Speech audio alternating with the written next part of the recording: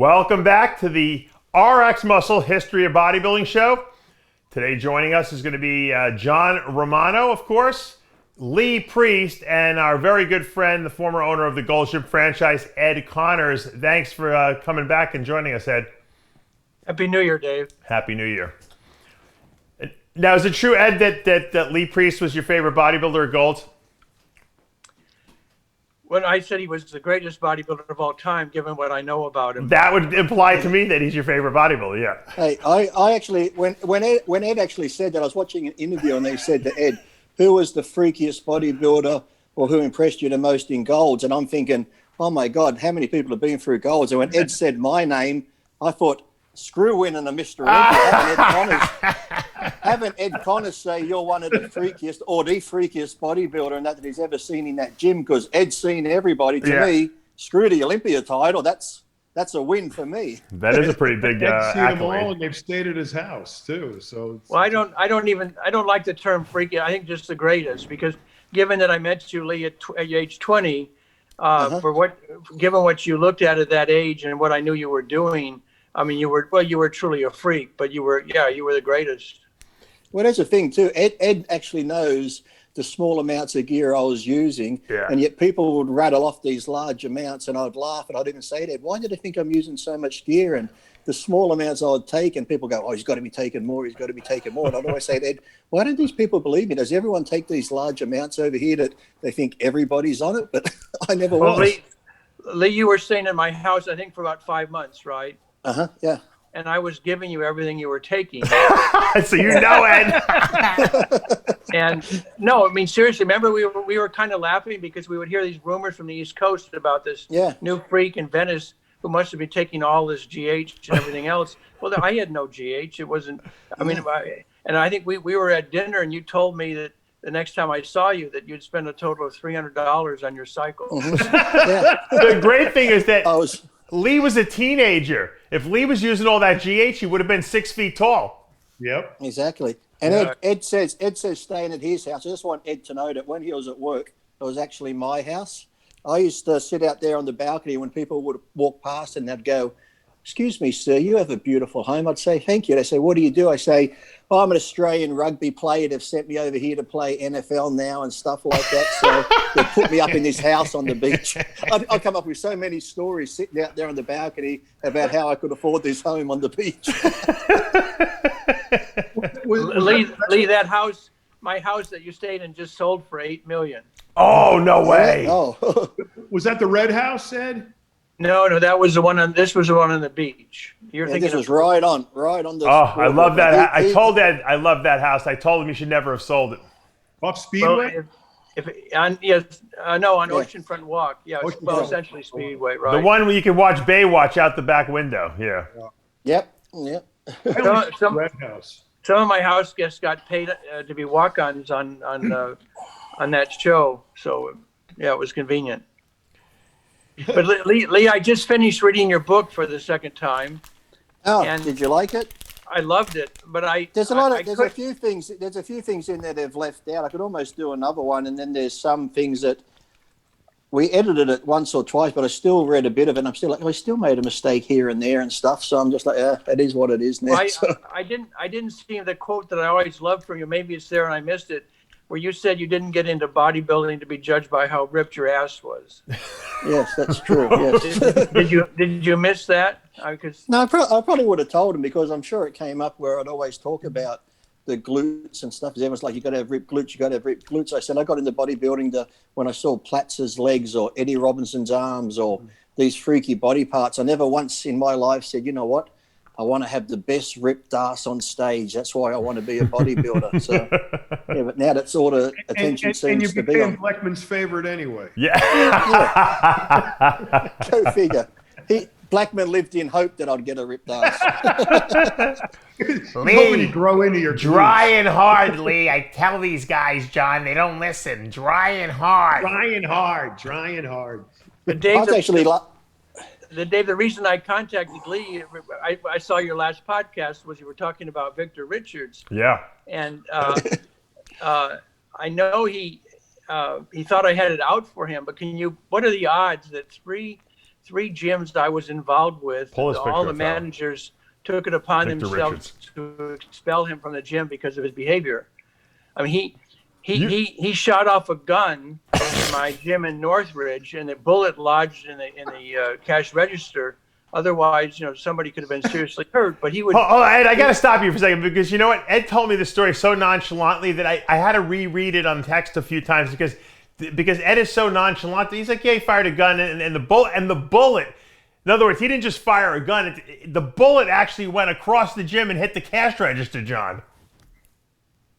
And I gotta wonder what Victor Richards was one of the most imposing human beings on the face of the earth during that time, and he was not the nicest guy in the world either. And why does he need a gun? I need the gun. Right. Well, I didn't understand that. Like, I hate to bring up Paul DeMeo, but why did he need a gun in a domestic fight with his wife in the backyard? That's what got him in trouble. He fired off an unregistered gun in the state of Massachusetts and went to jail for over a year, which basically ruined his life. Yeah. But why does he need a gun? Why did Victor have to go out to his car, get a gun, bring it back into the gym? Because the boyfriend or husband of the woman that he pestered, somehow it couldn't have possibly been bigger than him.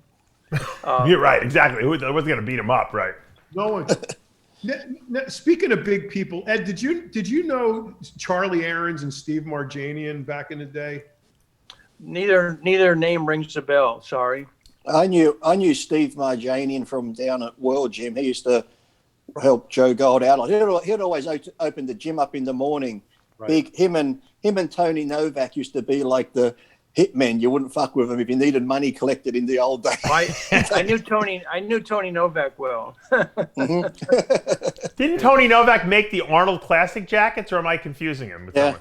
Yeah. He used to make all the leather stuff. Yep. Yeah. But there's a famous. I've told this story 100 times. There's a famous story of, it's either Steve Marjanian or Charlie Aarons. Lee, you would know. He's in the cover of a bodybuilding magazine, and he's standing like this, and there's a girl standing on his forearm. Mm-hmm. Yeah, it wasn't that tall, Steve Marjanian, but he was thick as a brick shit house. He was just like solid and forearms, and like you said, it was like you could tell back in his younger days he would have been you wouldn't mess with him. That's a guy you'd need a gun to take down.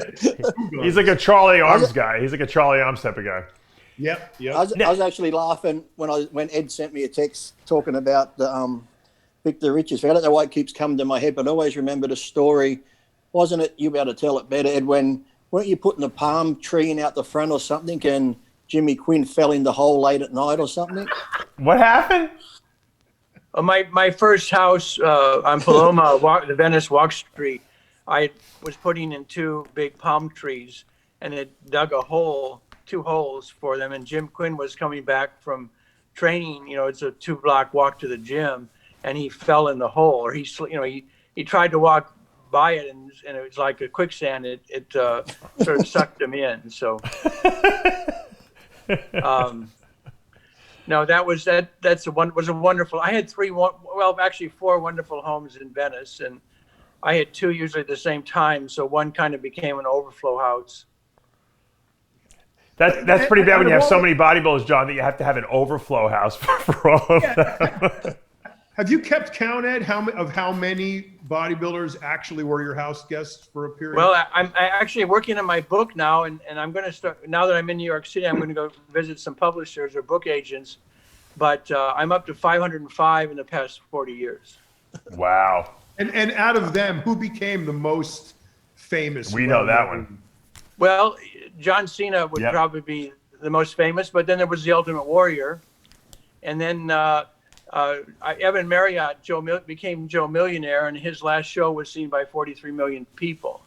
Wow. If he had taken acting lessons, he might have ended up playing Superman in the reboot. But no, Cena would probably be number 1.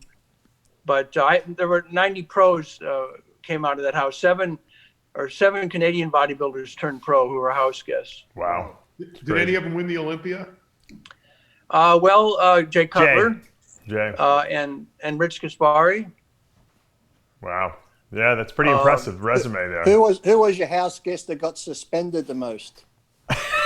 No, I don't remember that. Dave, Lee. No, Craig Titus got suspended 3 times, which I thought was the record. Oh, maybe. Yeah, I forgot about him. He went to jail for murder. That beats you, Lee.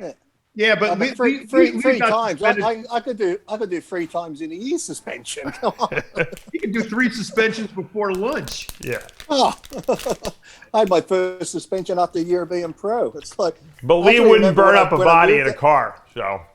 Well, Lee, I was so happy to read in your book, Lee, that you had become good friends with Joe Gold, because I always thought, he was kind of, he was a curmudgeon, and I figured he didn't have a lot of friends, so it was great to hear that you and he spent so much time together. So I was happy to read that.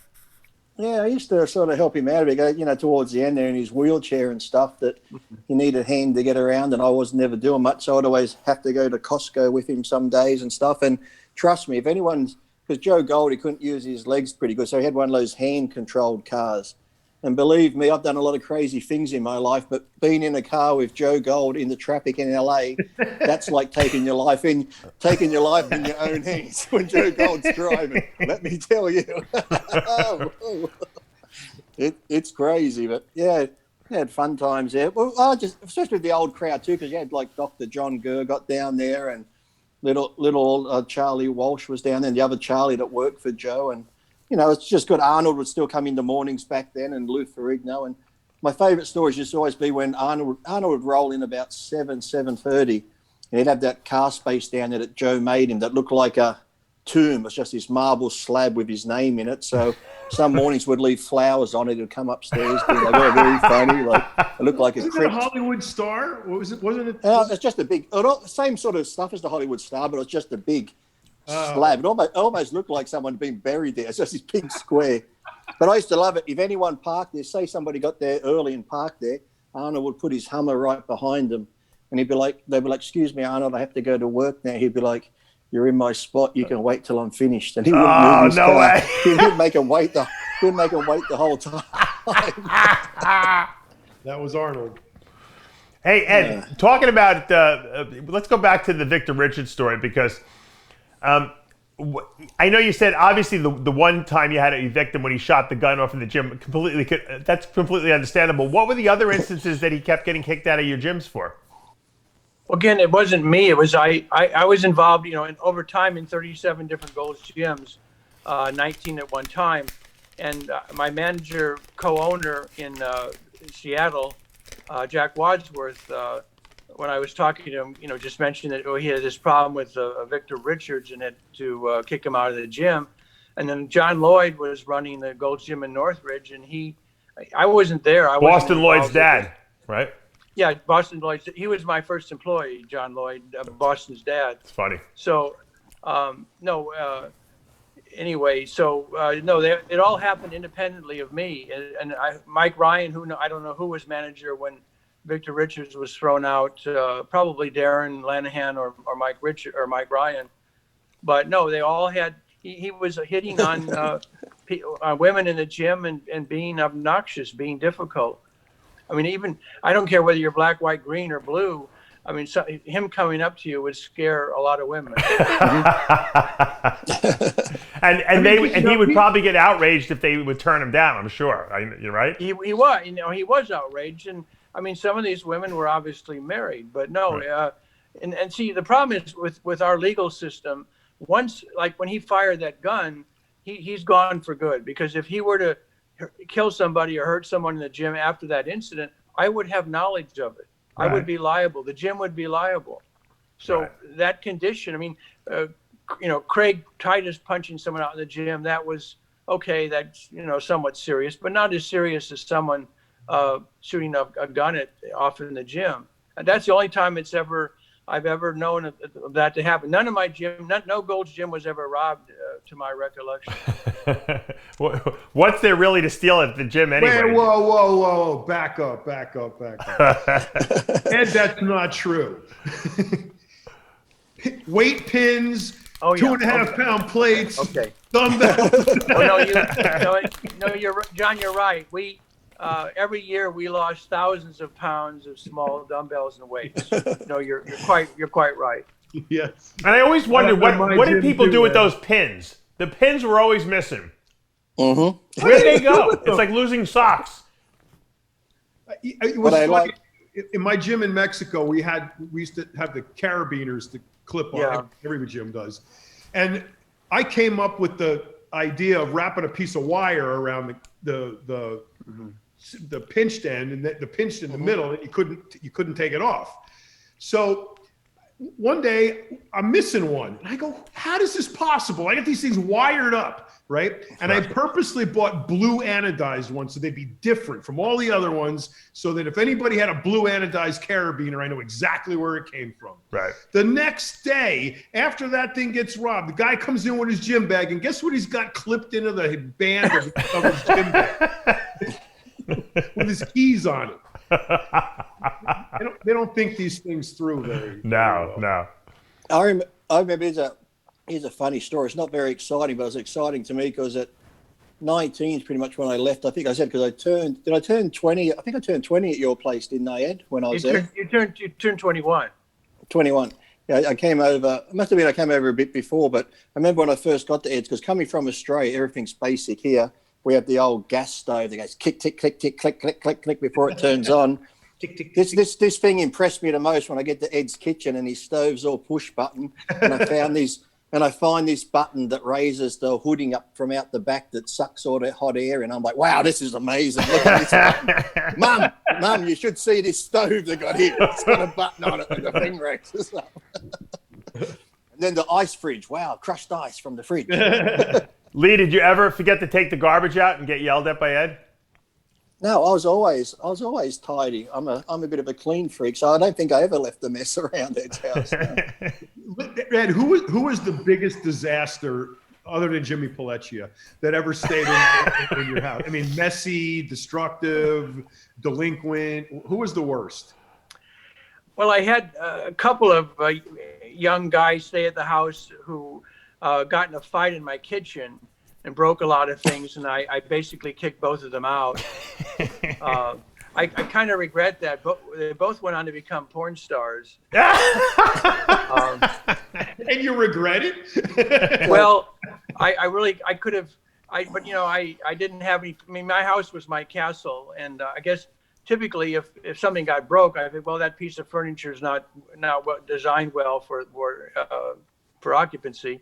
And, I try to make my house a bit bulletproof, but again, fighting in the kitchen. These two kids were, when I sold Gold's Gym in '99, I thought I'd take in some homeless kids and get them jobs in the gym, and they could stay with me till they get on their feet. But it proved to be a disaster, but it was my bit of social justice, I guess. But ironically, they both got into the porn industry in the Valley. They'll probably fighting over whose dick was bigger. That's there you go. It's costing my monetization again, John. Yeah. I remember this is also too first with Ed when he took me to Lowry's Steak Restaurant. Woo, what a fancy restaurant that was with the old nice silver trays they bring around. And I was trying to remember, there was another place we used to go down set. Was it Bob Burns? Was it Bob Burns Steakhouse? There is a Bob Burns. Probably the Chart House you're thinking of. No, I was down near Santa Monica. I'm sure it had like Burns in the name or Bob something. It was like a steakhouse. It's sort of dark lit sort of thing. It almost looked like a jazzy type club, but it was Well, I'm in writing my book and talking to former house guests. I'm realizing for a lot of them, I mean, this would never have occurred to me. The first time they ever were taken or ate at a restaurant with waiter or waitress service was with me. Wow. They had never been to a night. In fact, people would say they would feel my toilet paper and think, my God, this is what it means to be rich. And I said, well, God, it's just Charmin, it's nothing special. But for them, maybe they were using newspapers or God knows what. But they went from one ply where it's like crate paper to 3 ply. But yeah, Lowry's Prime Rib, where they had a huge silver cart that would come over, and you could get cut a slab of prime rib off of the waiter would. That was I love taking Europeans there because you could never get that in Europe. Right. Because they eat such small portions.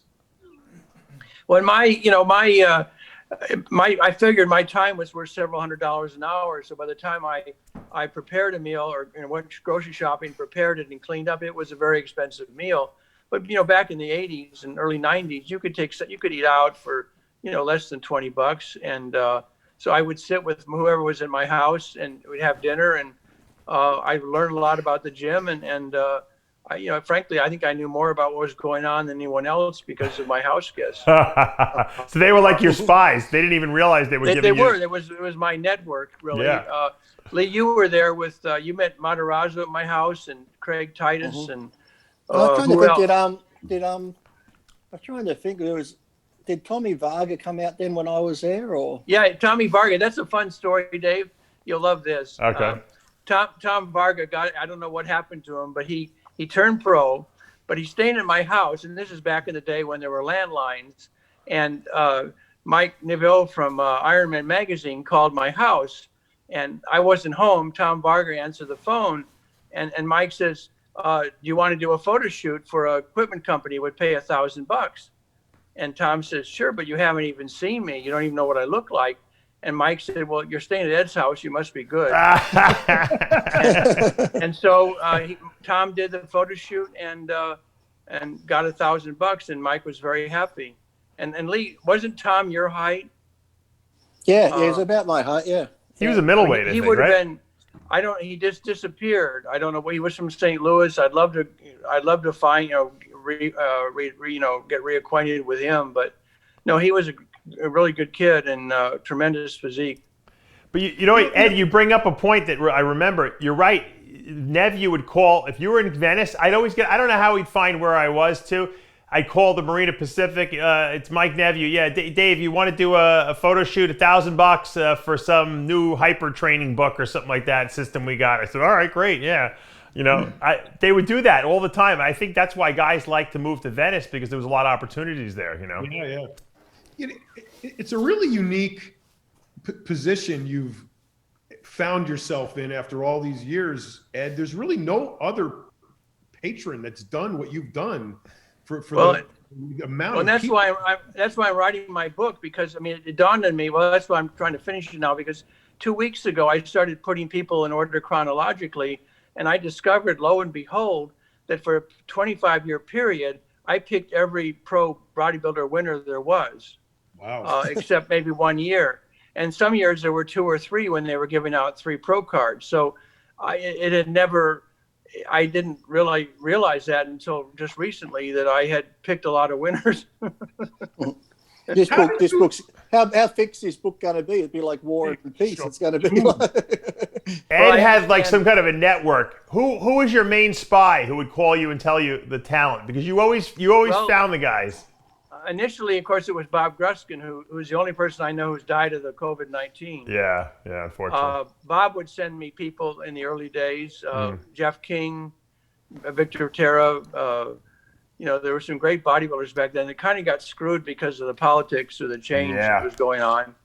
But later on, Irv Gelb probably sent me the most. He would photograph people in the gym and say, Ed, this kid's going to be great. Can you help him? And it was a lot of lazy judging going on. If you could get, Craig Titus had 18 covers before he even turned pro. He had 4 at the newsstand at one time, which tied Mike O'Hearn's record. So if you could be famous somewhat in the magazines, which was the social media of the day, then your chances of getting a pro card were increased. Absolutely, yeah, you're right.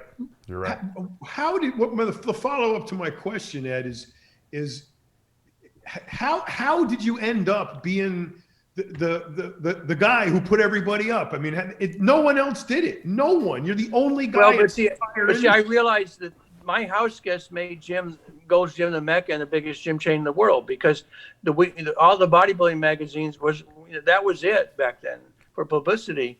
Right. And I had the Gold's Gym logo painted over the mirrors. You could not take a picture in there without knowing. Even now with social media, you're at Gold's Gym Venice. Mm-hmm. So those hundreds of house guests made the gym what it is. Wow. And it dawned on me pretty early that this is the cheap, because a full page ad in Weider's magazine was $35,000 for a one-time ad. But we rarely advertised. And so you pick up any magazine back then, you'd probably find dozens of pages of Gold's Gym in there, even wearing our clothes back in the day before they got more sensitive about that. So no, it was amazing publicity, and it went all over the world. Weider's magazines were published in 37 languages. And so, we then, when we have 200 gyms, Gold's Gyms in India right now, 100 in Japan. So when we were trademarking our name over there, we could have these magazines to prove that we were a legitimate business in America that had been in existence a long time. So no, people didn't understand that it was my house guests that really created what we built there. I mean, it was hopefully a fair trade, or for many it was. Yeah. Some didn't work out like the way I wanted, but I don't blame myself at all. Ed, when you mentioned like $35,000 a page in Muscle and Fitness magazine for a page of advertising, at the pinnacle, what do you think Joe Weider was making a year? What was he saving? What was he making like net? What do you think he was netting a year on those magazines? He had to be making a fortune. Well, the fortune he made was when he sold them for $350 million, which, nowadays it wouldn't be worth $1 million. Right. Not even. Yeah. Not even. Yeah, right. Not even. So no, he made his money at the end, but along the way they sold the equipment company, the supplement company. The supplement company finally sold for $1 billion, or half of it was $500 million. Oh, really? I didn't know that. Wow. That's crazy. Eric Weider got $500 million. The Victory line?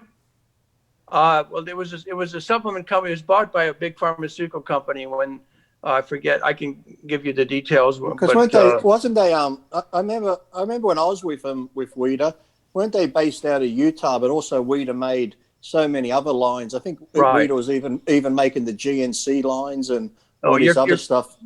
You're correctly.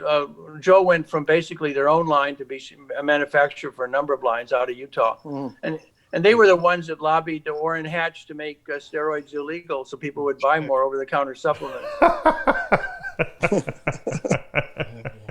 Sounds like a real definite move, right, John? I was going to think Ed would be one to ask, because we always get a lot of time between people say different eras and stuff, and someone put up a photo the other day. It could have been at the Nationals or something, and there was I think it was like Chris Cormier, Flex Wheeler, and all these people.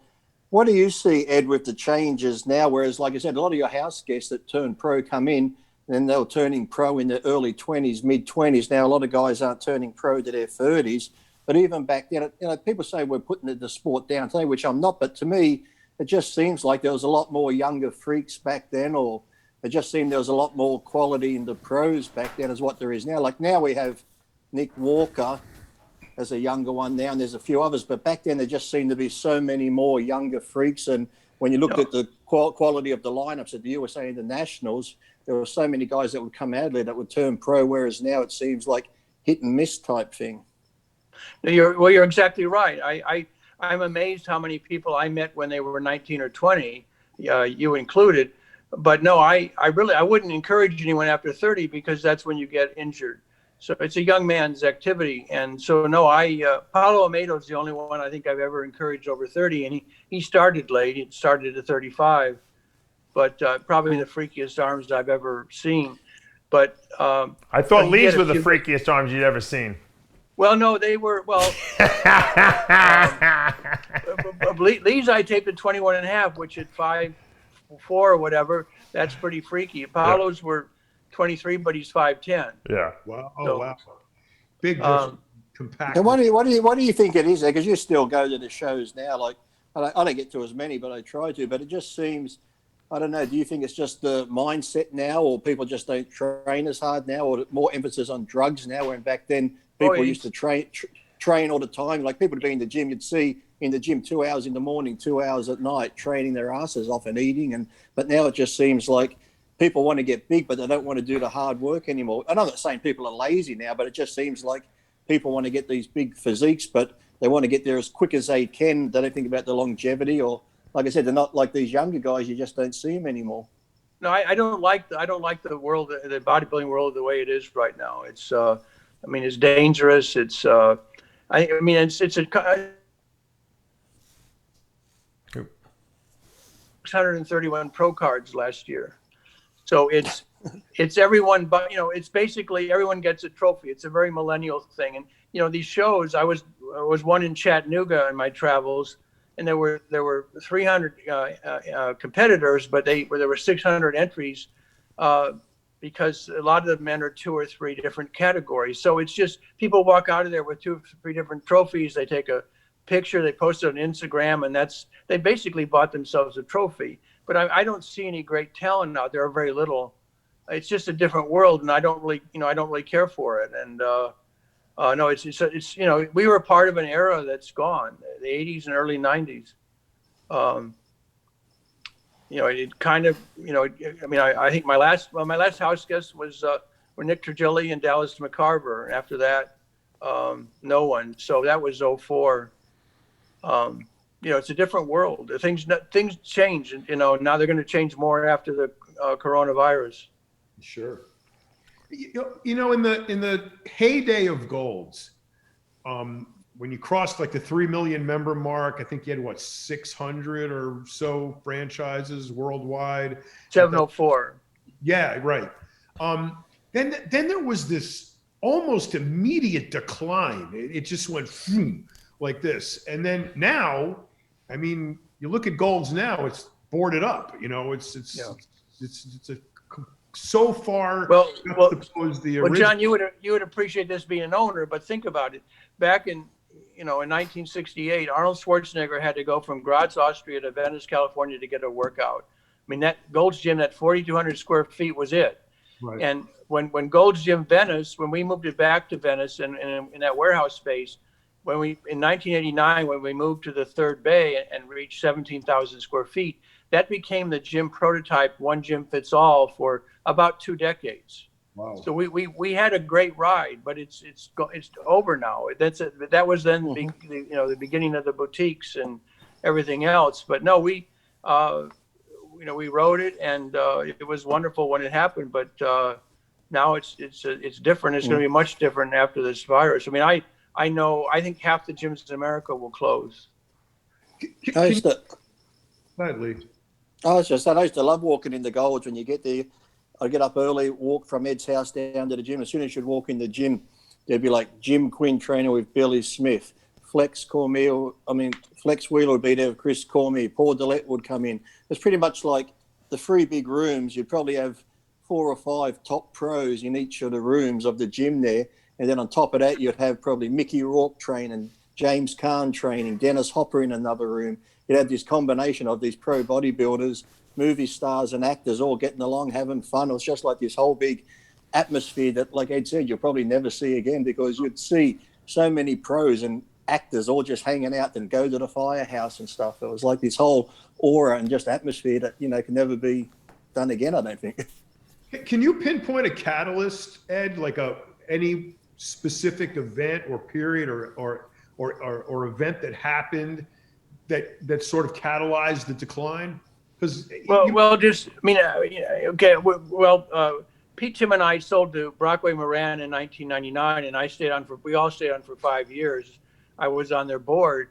So they sold in 04, so that's when we exited. And the first call I got was from one of the photographers who said, Ed, they want me to pay $350 to shoot in the gym. So suddenly, so the new owners didn't get it. I didn't talk. They'd made no contact with me for 16 years. So they certainly weren't, they had no understanding of the history and no respect for it. When Pete, Tim, and I bought, Gold's Gym in 79, there were no women's locker rooms. We created women's bodybuilding. When we moved the gym, we built locker rooms for the women. We hosted the first women's bodybuilding contest in 81 and in 82 and 83, we had mixed pairs. So no, we grew with bodybuilding, really.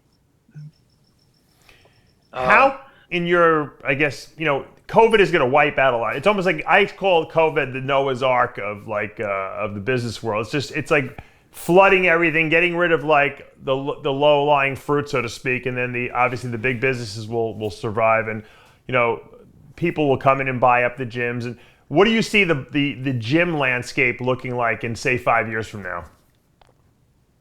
Well, I think the big box gyms are in the most trouble, and the boutique gyms with only one activity are in big trouble. So who's left? Well, there'll be the ones that are, the 8,000 square feet or 10,000 square foot gyms that, 4 to 8,000 that have a good rent, that can clean easily, that are a lot of personal training. I have my new prototype, which relies on virtual training and black box VR. I think that's a winner if I can, get momentum with it. But no, I don't really believe all this train at home crap like Peloton or Mirror or Tonal. But no, I mean, people said the gyms were going to die after AIDS in the 80s, and they tripled in numbers. So it'll come back, but it's in the meantime, it's going to be devastating to quite a few. Well, 24 Hour just announced that of the 300 gyms, they're closing 100 permanently.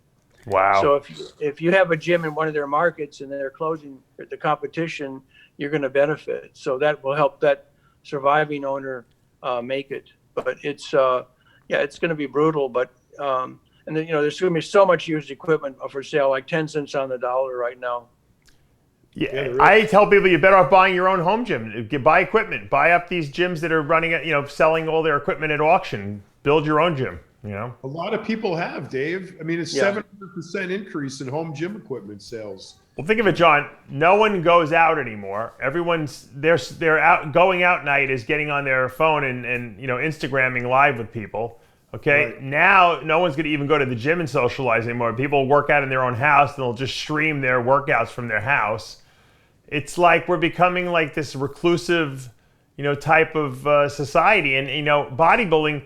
The reason why it was so great back in the 80s and 90s is, and put this physiques. The physiques today are great too. So I don't want people to think I'm putting on the physiques. I'm just saying the atmosphere of training, where people actually had to take like a pilgrimage out to Venice and move there because that was where the action was, is no longer even relevant anymore because of social media, and because now COVID has basically said, don't go out, stay home. But Dave, you make a good point that was that was where you got your publicity back in the day when there were the magazines. Now you can do it anywhere.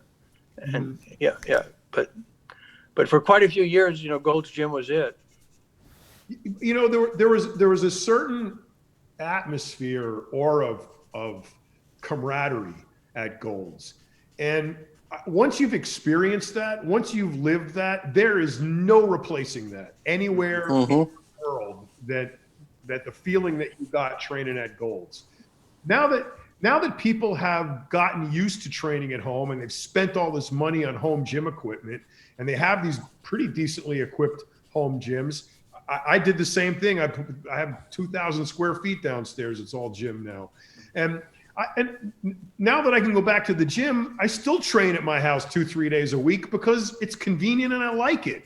But back then, there's no way I would train home. I would go to Gold, no matter what. I would crawl there if I had to, because that's where it was happening. My friends were there, Hockey was there. And that is all gone today. So I'm the same, because I got gym equipment at home here, and I can train at home. I've done it a lot before, but like you said, even when you go to Gold's, the whole atmosphere, even if you're going there to have a workout and you had a shitty workout, it didn't matter, because like John said, you'd see your mates there, you'd have a chat. Where you going? Let's go to the firehouse. So you'd go to the firehouse and have a meal. It's like this whole big, every day was this great adventure where you're seeing your mates over training, hanging out, eating and stuff. But now, I'll go to the gym now, like you said, there's no camaraderie there. You walk into a gym now, people give you dirty looks, and it's like this. It's like, and then I see the way some people are training. They're not training properly, so I'm like, he's going to hurt himself. But the other half are just on their phones taking photos. I'm like, I don't even want to be here. Sometimes I go into the gym excited to train, and then when I see some of the idiots in the gym, I'm like, fuck it, I'm going home. I'm just going to go home and train. Right. I can focus better at home. I haven't got these people around me. So it's sad that. But before, I couldn't wait to get to the gym quick enough in the morning. It's like you go to the early morning session of Gold's, there'd be certain people.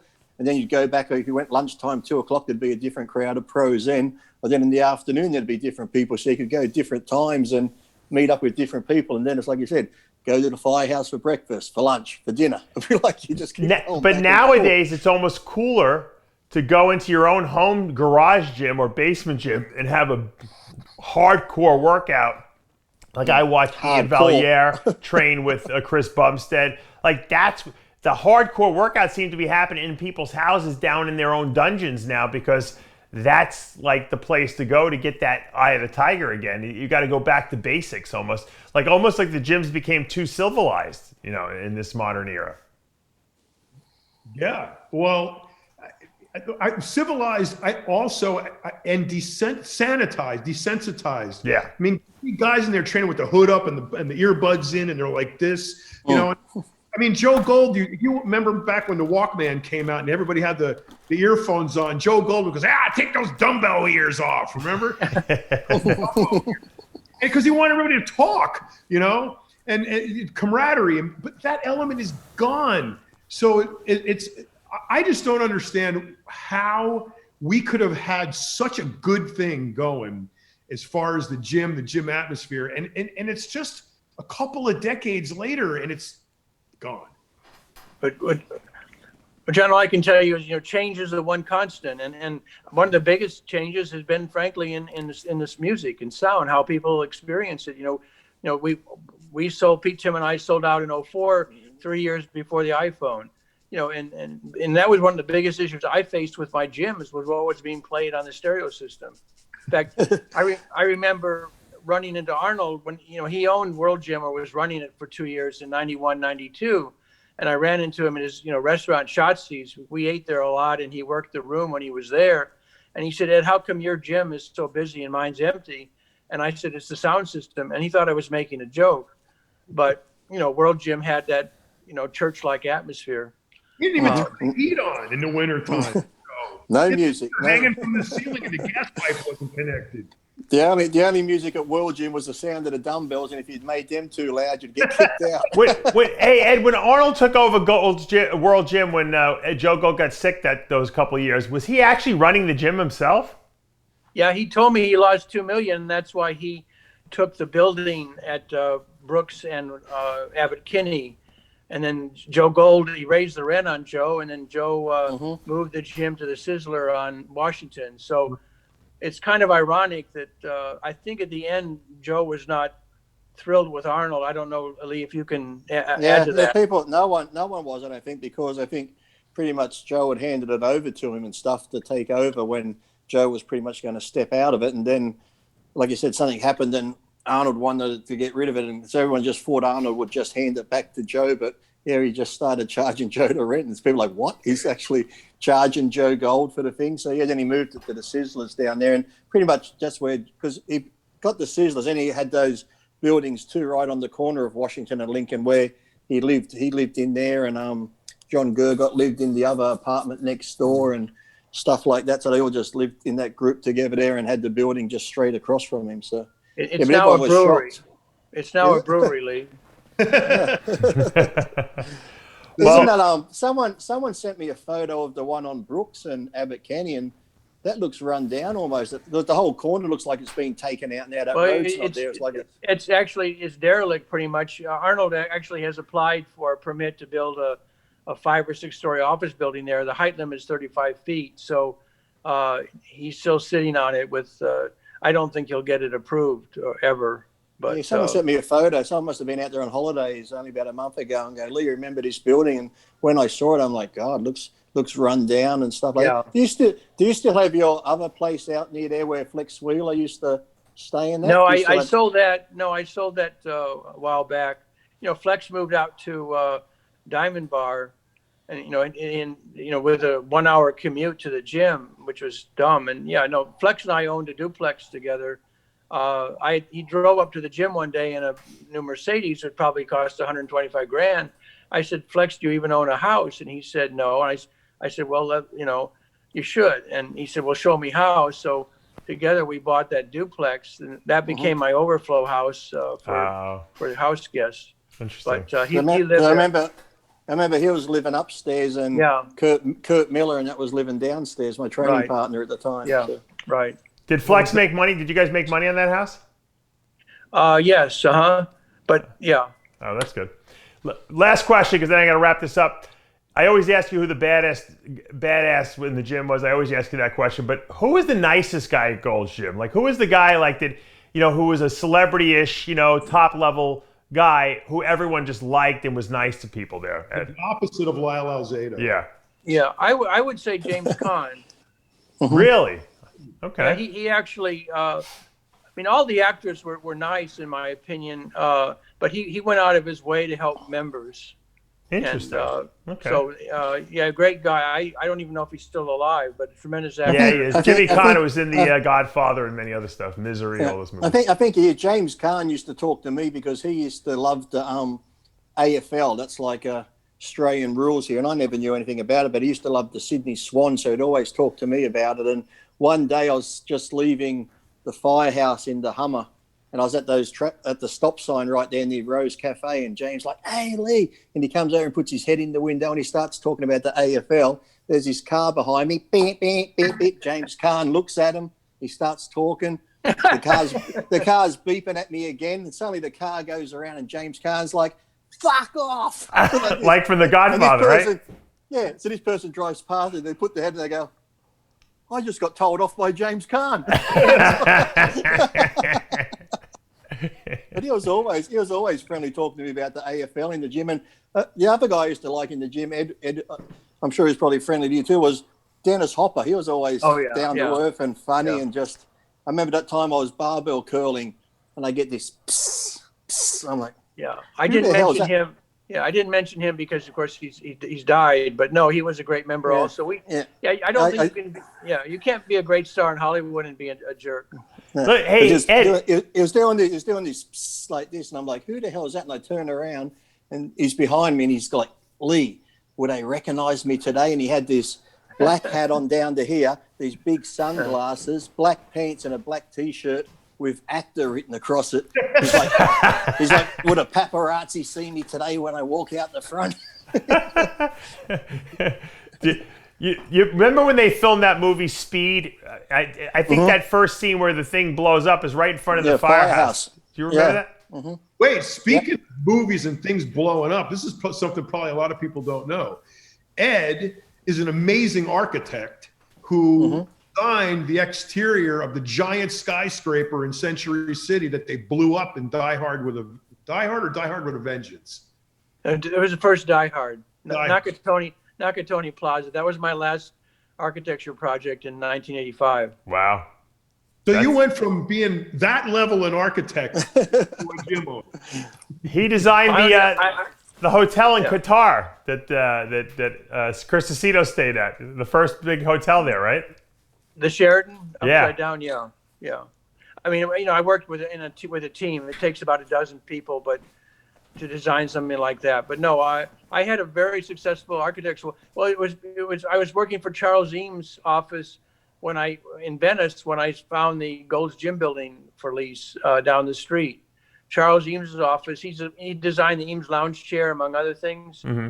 Oh yeah. Well, that's where Ed had his eye. Ed had the eye for architect, and that's where he had his eye for physiques and bodies. And I tell people that. I mean, all the architects I worked for would be considered star-architects today, and so they were freak architects, and that's to me it was nothing unusual to see freakish or bodies like I saw, and Arnold said, Ed, you've gone from building buildings to building bodies, and no, I seriously believe that because of my aesthetic background, I could appreciate what the guys were trying to do. I would take all my house guests when I was in Vegas to the real life, the actual size statue recreation of Michelangelo's David at Caesars. I don't know, and that was male beauty 500 years ago, and frankly, a lot of them attain that a little more. But no, it's amazing what these athletes have done. Yeah, I agree with you. Well, being an architect and expressing yourself artistically like that. Well, yeah, I mean, when I was doing Fox Plaza, I would go by that building almost every night when it was under construction, and I'd probably get an erection. It's like me getting up on stage and posing. It's even more, it's very phallic. It's even more exhibitionistic than. I don't think bodybuilders are that. They're more existential. So I mean, it's a very very similar performance. Sure. Very, very interesting. Well, Very. I enjoyed this, and of course, we're going to definitely do another one of these and do it again. I know people love getting Ed back here to get these old stories from the Gold's Gym, the heyday of bodybuilding, and when everyone was in one place and at one time. And I can't wait for Ed's book to come out. That's going to be a good read. That's going to be a great. When is that due, Ed? Well, I'm going to try and find a book agent this week. Okay. Are there going to be stories in there that when we read them, we're going to go, holy cow, or is some stuff, or is there some stuff you don't mention, or do you just mention everything? It depends how much sex, drugs, and rock and roll the publisher wants. Because Ed, you know a lot. That's for sure. You know an awful lot. Wait, Lee, are you worried about something? Ed knows where the bodies are buried, John. Well, Lee, all I can tell you is if Laura Donnelly hadn't been so persistent, I would have let you stay longer. But Ed was worried he was going to get a knock on the door from like some lawsuit case coming. I actually got sued once for parents of a woman, her daughter, alleged she got raped in my place, but of course she was looking for a boyfriend. Mine was all consensual. I can say. Yeah, I'm sure. Well, Lee, do you remember my shock when you were getting some mail from home and you opened the envelope and a picture of a baby fell out, and you said, "Oh, that's my daughter." Wow, is that right? Right? Yeah, because she was probably born the first. Yeah, because just when I was leaving to go to America, that's when the mother told me she was pregnant. I said, well, "Oh my God!" Because we had broken up, and I said, "Well, I'm going to America." She's like, "Well, I wanted a kid anyway. You just happened to be around at the time." So I'm like, "Well, off I go." And then, because I probably would have been at Ed's then, because she was probably 5-6 months pregnant when I left. So I would have only been over there for a little bit when the baby was born. Wow, and that's your daughter now. And then there was wow. Yeah, but then I did have that other nutter that come and stayed. Remember that girl Kerry? Yeah. From Australia. She told me that she would love Lee my money. She told me that she would love Lee even if he had a 40-week factory job. I said bullshit. Yeah. And then I just done good at some shows, and I kept my money in a box under the bed. And when I come home, let's just say she cleaned out my money box and left. And so, I won't mention names, but some other pro bodybuilder kindly give her a lift to the airport with a little bit of nookie along the way. Oh, really? Who was that? Let's just say it was someone that Ed owned a house with. Oh, whoa. That's some hot gossip there. That is. Wow. Well, that's too bad. And on that note, guys, we're going to wrap this up. I'm Dave Palumbo. Wait. One last question. All right, go ahead. Ed, you are the benefactor of so many people who became so successful. Have any of these people come back to you and said, "Hey, Ed, thanks. Here's something. Here's a little something for you"? I can't think of anyone. No. Oh, way to go, John. Try guilt trip me right now. I was going to say, Lee. Thank you, Ed. Thank you, Ed. All right. That's a great way to end the show. Well, my reward will be great in heaven, I hope. Yeah. 100,000 times over, Ed. Now Ed's saying no one has, so Ed's getting his revenge, like I said, when the book comes out. Yeah, that's right. You know what's going to happen now? Ed's going to be getting checks in the mail because everyone's going to be afraid that the book's going to come out and he's going to write about them. Well, buy a few books, and I hope people buy a few of Lee's because it's a great read, very very well written and easy to read. Well, I encourage everyone to read Lee's book. Me too. Everyone keeps asking me, Lee, is this going to come out on one of those? What is it, like the tape one where you just listen to it? Yeah, audio books. Yeah.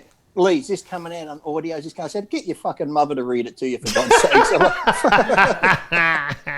All right, guys, I got to wrap this up. I love it. We're going to do it again. I promise you.